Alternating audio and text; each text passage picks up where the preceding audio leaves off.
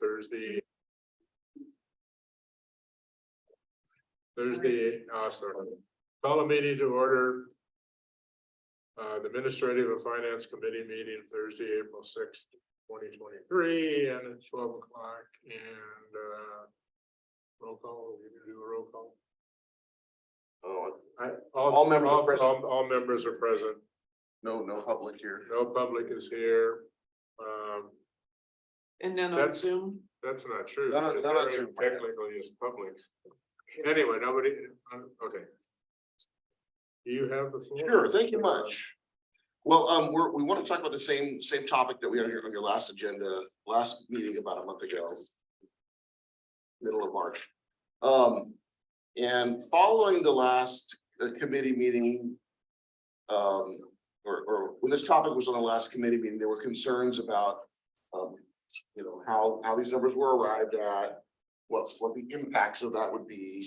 And it caused us to kind of think, did we covered everything fully? Was there anything that we left out?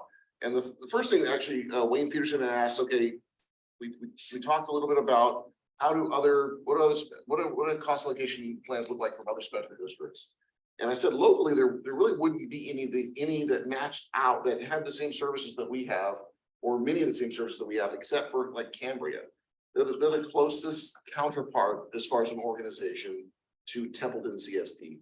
Most of the other CSDs don't have governmental services like fire and parks and recreation. They're limited to water and sewer and those kind of things. So we did. Probably if that's gonna continue. Somewhat distracted. We did go back and look at Cambria CSD's cost allocation breakdown. And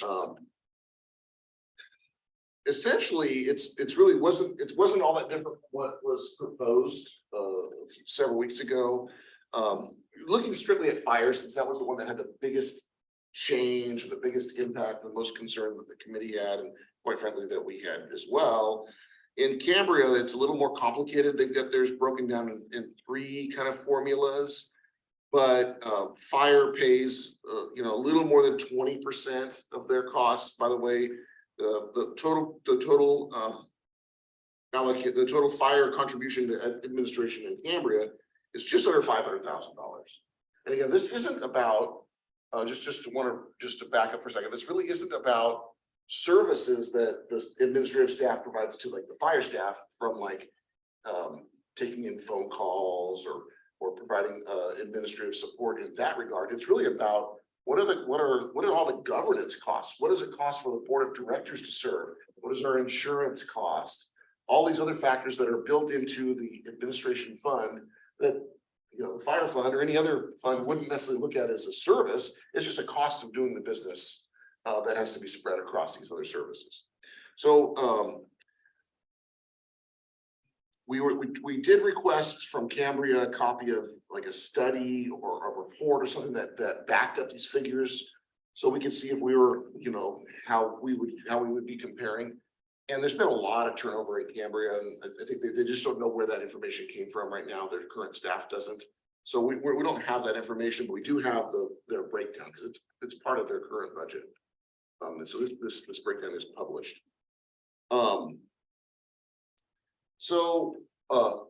When we came up with this, when working with RGS, we came up with a formula to determine this, like sort of based on operating expenses. We chose at the time initially not to consider one-time expenses in the to make up the cost distribution, because they tend to be very volatile, and it's important to have some predictability of these figures going forward. Even though the way this is set up, it would still be dynamic. It would change each year. It probably won't change that much from year to year.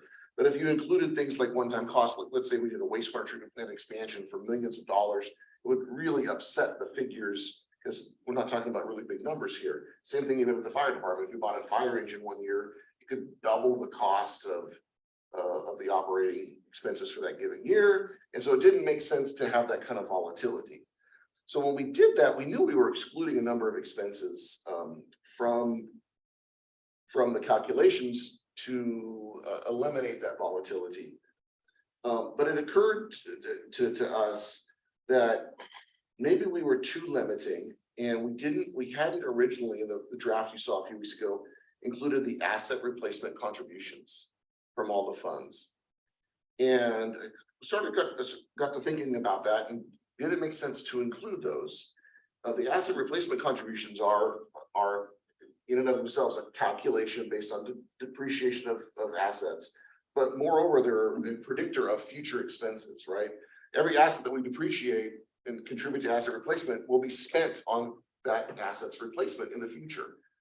But because of the way the depreciation works, they're pretty, they don't have a lot of volatility. They might grow and shrink from year to year, but not like the purchases themselves. And so the handling of those transactions is an administrative cost, and then certainly when you go to make the purchases, whether it's a capital outlet, a project like replacing vehicles or pipeline projects in the water and sewer fund, there is a cost associated with implementing those projects that are not immaterial. The reason that I wanted to go back and look at this more closely is because the water and sewer funds have really significant asset replacement contributions, almost $400,000–500,000 a year, because of the value of those assets. We've got all the pipelines that are in the ground, all the district's wells, the wastewater treatment plant. They're infrastructure heavy operations, and everything that we're setting aside those funds for will eventually need to be replaced or upgraded or repaired.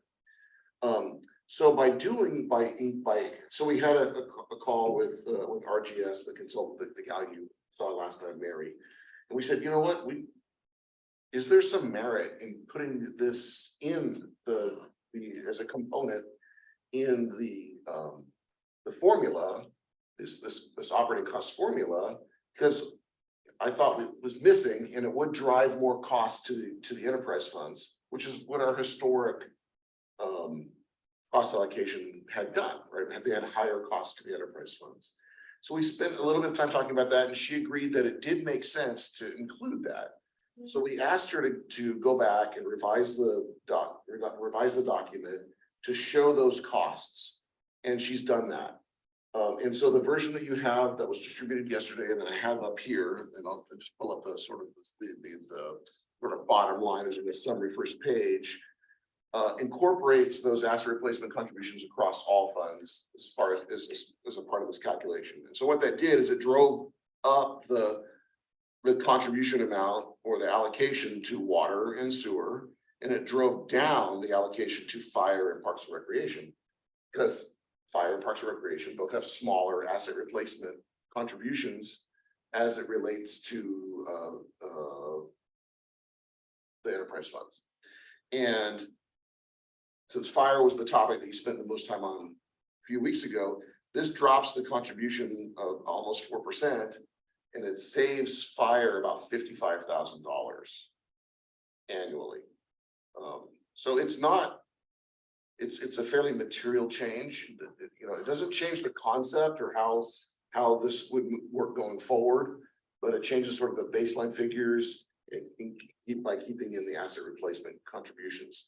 So we wanted to spend some time talking to you about that, see if that made sense, and if you were more comfortable keeping that in or including that going forward, and incorporating this allocation into the 2023 and 2024 fiscal year budget planning or preparation.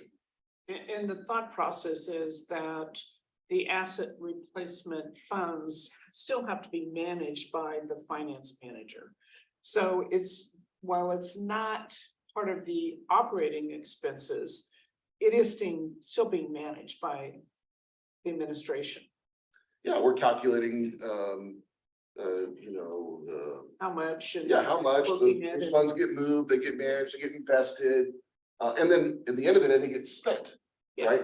And those are one-time expenses that aren't really captured in this formula, but they are when they get spent, it becomes an administrative burden too, right? Then some more preparing plans and bring those items to the board, etc.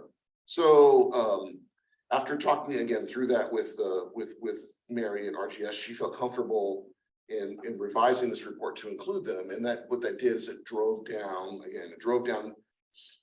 slightly the Parks and Recreation allocation.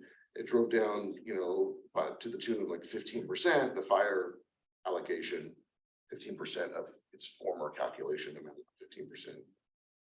It makes sense to me because when you look at how do we fund water and sewer, it's really through rates. Whereas with fire and park and rec and streetlights, it's through the property tax allocation. And the property taxes that we receive from the county. So it makes sense that we would include those admin costs into water and sewer so that it can also be included in the rates. Because that cost needs to be passed on eventually to the consumer, the public. So I'm in support of that. It makes sense to me to include it since it's not captured. But it is something that is being managed. Yeah, I'm definitely in favor. I've had a chance to look at this before, so. And I saw what Cambria does. So, yeah, if we send it back for another week, we come down another 4%. No promises. If we, something, instead of something occurs to us that causes us to rethink this, we would bring it back again. But and this isn't, obviously the concept here isn't set in stone, but it is a model that's pretty simple to update each year and move forward. And it'd be dynamic on a year-to-year basis, not all the time dynamic. I think the way it's structured will have sort of a self-correcting, over time if the district's operations change, it'll pick that up. Yeah, It won't be stagnant. No, I think I feel more comfortable having this methodology where we at least can support it. Why does it exist? How is it being calculated? So I feel much more comfortable than, the past practice. Because I'm not sure what it is. Well, anything in the past practice is better than. Yeah. I don't think it's been accurate or. Well, it's been a long time and it wasn't dynamic, right? So I really couldn't. I think it became harder and harder to justify, over time, and as I think we've always doubted that, or for a long time doubted, particularly in the fire fund, that it was being supplanted.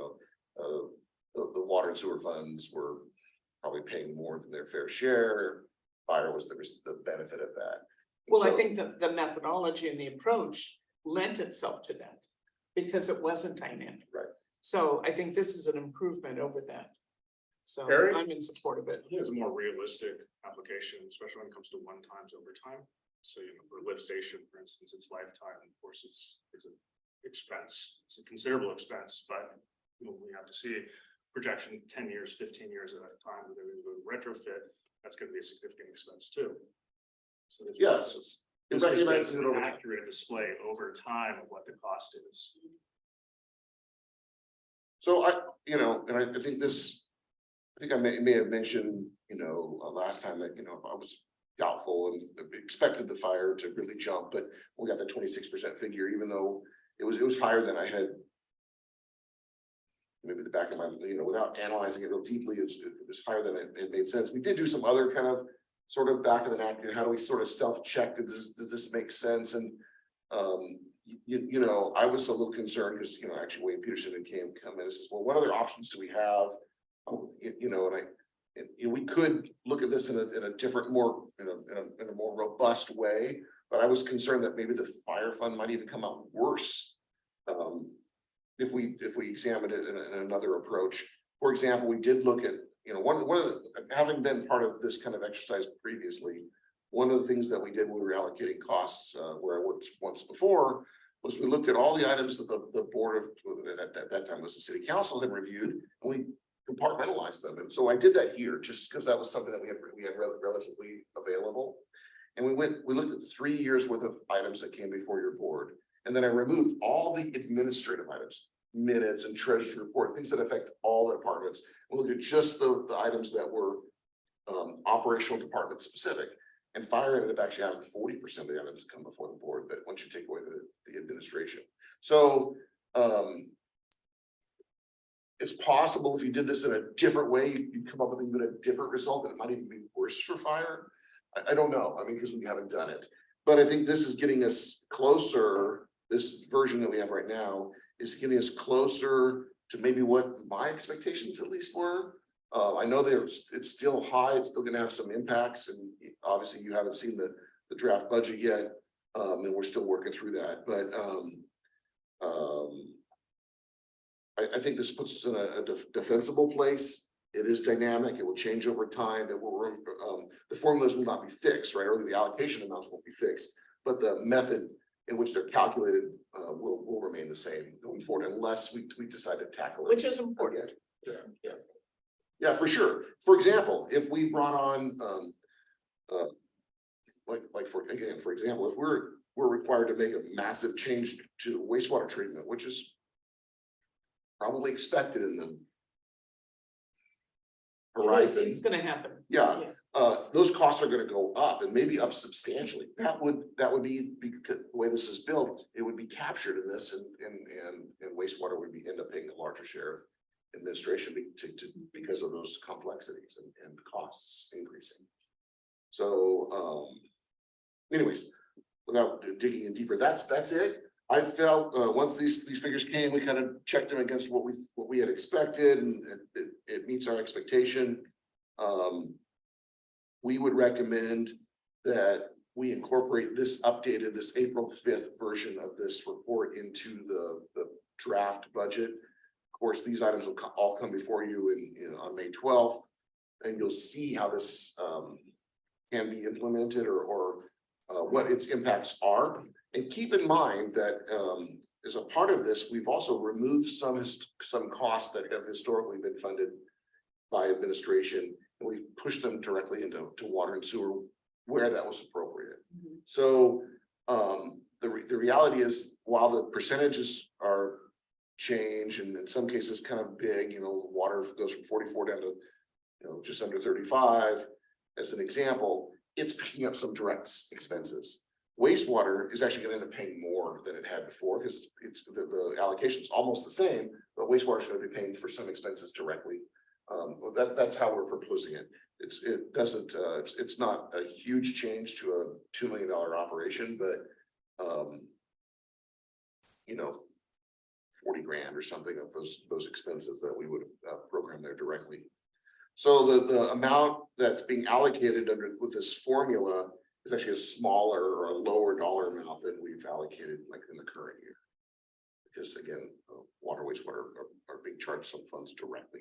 And I can tell you, having gone through both, at least the most sensitive of these, the draft fire budget and the draft Parks and Recreation budget, and I know I don't have numbers to show you right now or anything, that those funds are still better than balanced, even with the revised allocation. And we updated them just yesterday using these new figures, just to see how that, what shook out.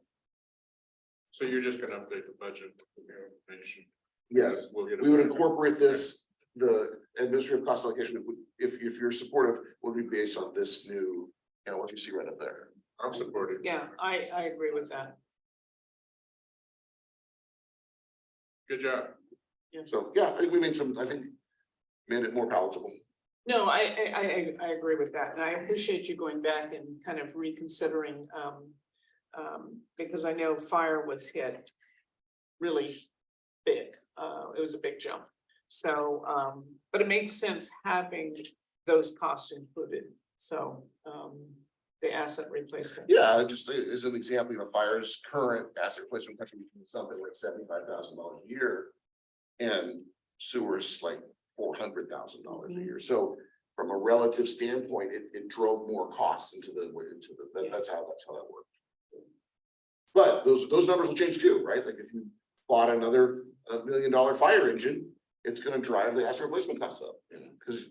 Well, I think with water and sewer, it's more project driven in building out infrastructure.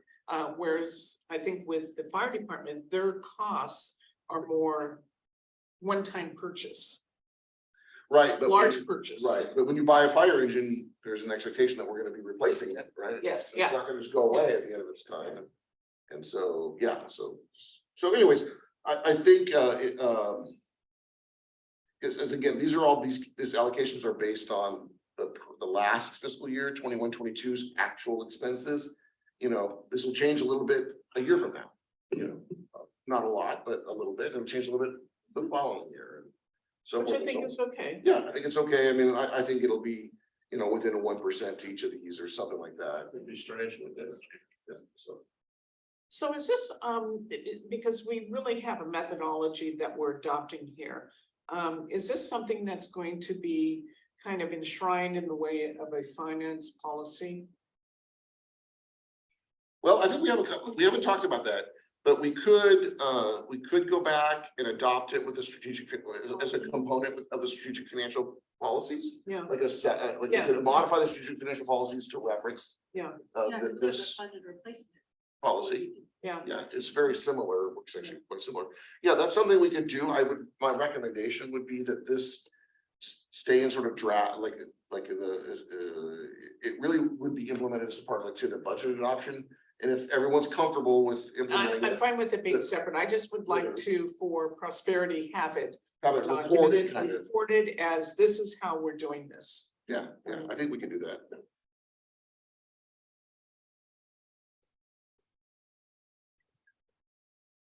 Yeah, I think we can do that. Okay. So, you know, I think in a month or so, you're gonna see this, see the impacts of it in the draft fund. And if you still want to move forward, then we could prepare an adoption, some sort of a reference to it in the strategic financial policies. And then that could go forward to the board. What's gonna happen on May 2nd? The committee meeting is May 12th. This committee will see the budget first. You're not here on May 12th, No, right? he is, I'm here, yeah, that's a Friday. yes, Okay, yeah. Oh, we okay. bring it in. Stay actually on. yeah, Oh. right, we're good, extra. Oh, yeah, we got the committee, so. Oh, it's the 16th. that you're I'm not going. gonna be here the 16th.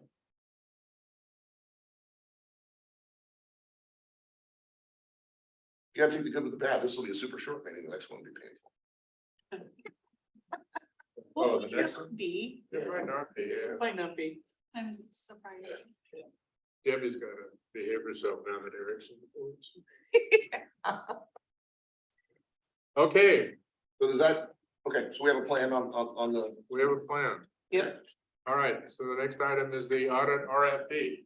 That must be Natalie. It is, Her so favorite subject. the, the closing date is in about 2 weeks. We have not received any proposals to date. But I have received 3 requests where they, you know, they ask about 20, 25 questions.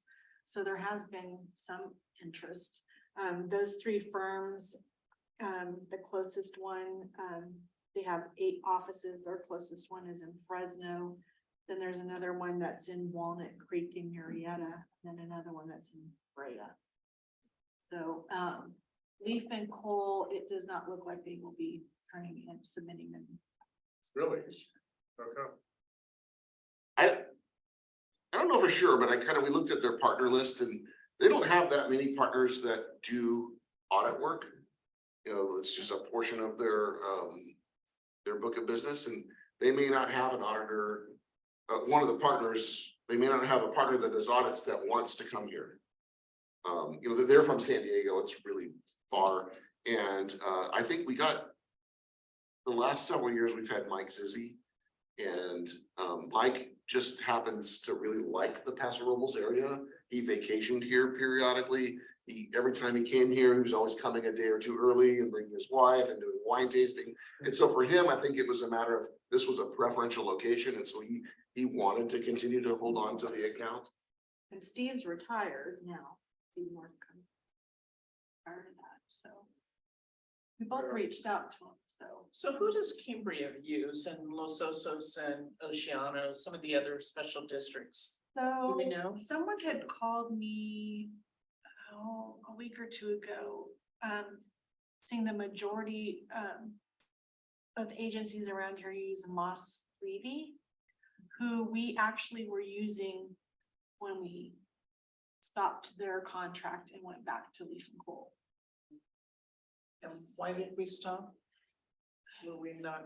We weren't thrilled with them at the time. I don't, that was right when I first Okay. came on here, so I don't know exactly. Because but- it would seem that if Los Osos, Oceano, Cambria, they've got the same situation, San Miguel, where they have to have some external auditors coming in and performing that financial audit. So I would think that it would be kind of beneficial to see who they might be using.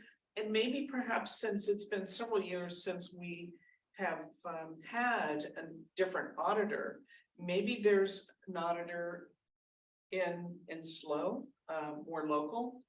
I don't know. Yeah, But it would and I be think interesting to that- find out what those agencies are currently, or who they're currently using. Yeah, I can do that and then maybe you just reach out. And maybe use directly. them as kind of references, how it's been for them. And then reach out to whomever they're using. Make sure they're aware of our. Was the Yeah. RFP direct Yeah. advertised? Or was it general advertised? Yeah, it was Even like CSDA and government finance and, yeah. we usually, the kind of, there's a couple places you can post these RFPs to, like a clearinghouse. But somebody has to look for them. Yeah. Yeah, so exactly. the direct If you're not advertised looking. RFP. In my experience, we've gone out specifically to organizations, so we will be filing the RFP, look for it at this date. And that's been my experience, is reaching out to various vendors who specialize in that, whatever we're looking for in terms of filling that RFP. And how long have we had to leave it go? Since I think as long as I've been on the board. Since 2009. But they've been with the district for, I mean, I was looking back at some of the financial statements from like 1998, they were here.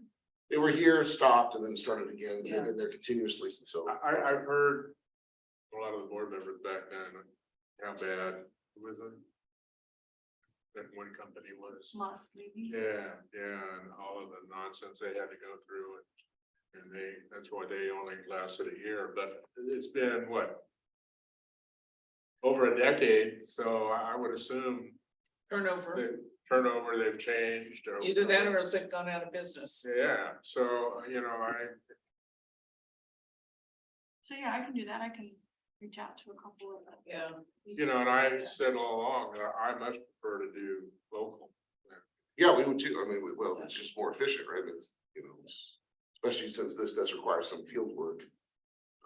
There are costs associated with traveling and staying here. We were paying for the hotel rooms for the audit, just again, it's a cost. So if somebody's local, then we can avoid those costs. Okay, so, Yeah, so I'll reach out. okay. Any other comments? No, I think that's it. And I think in terms of if you do find some auditors that are local, I think that Yeah, I'll should send be them a request. kind of when evaluating all of the audit firms that responded, that would be kind of a tick in the favorable column. Sure. So.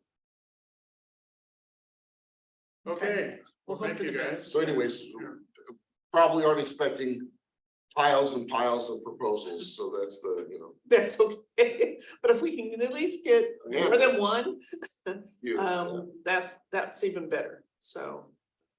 Well, the fact I think that we're doing is. What, 12, 13 years, has been way too long, and we don't get any. We could have the same situation we have with the board, Yeah, we're begging. so. Well, I think we'll get some. But if you only get one, the fact that we've gone through the process is. Well, we're not the only special district. That's why I say Cambria, Los Osos, Oceano, San Miguel, they have to have somebody They doing their do, but audits. but like Jeff was saying earlier, we're quite different in the funds that we have. In the And- funds, yes, but from an accounting standpoint, it's pretty much the same. Okay, I mean, yeah, it's gonna be more variety, but it's not, I think from an accounting standpoint, an audit is an audit. So I think, it's just, this may be bigger in scope. Like an executive. well, Just because, well, so Who so simplifies yes, to a everything. certain degree, but the reporting that they have to do because of the different funds and the different modified accruals does make it more difficult. Well, and I think that's just a way of evaluating them. To see, because they could have even other clients outside of, the ones that I've mentioned. So I think it's just a way of, that's part of the assessment process, so. Anyway. Okay, thank you all for coming. Yes, thank all of you. We can't, yes, even me, right? Absolutely. Not to be excluded.